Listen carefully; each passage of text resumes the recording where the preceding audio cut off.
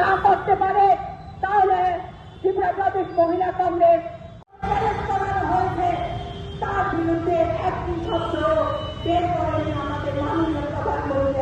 নির্যাতন, অত্যাচার, ধর্ষণ, গণধর্ষণ এটা চূড়ান্ত পর্যায়ে গিয়ে পৌঁছেছে। তার মধ্যে বিগত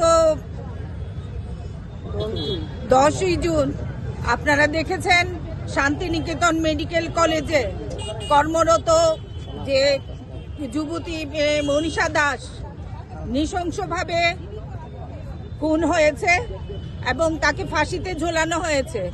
আমাদের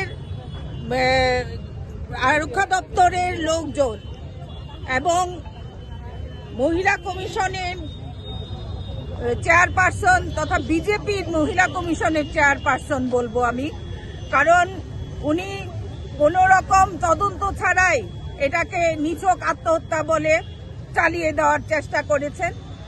এটা কার স্বার্থে? এটাতে আমাদের মনে হয়েছে এটাতে রহস্য লুকিয়ে আছে।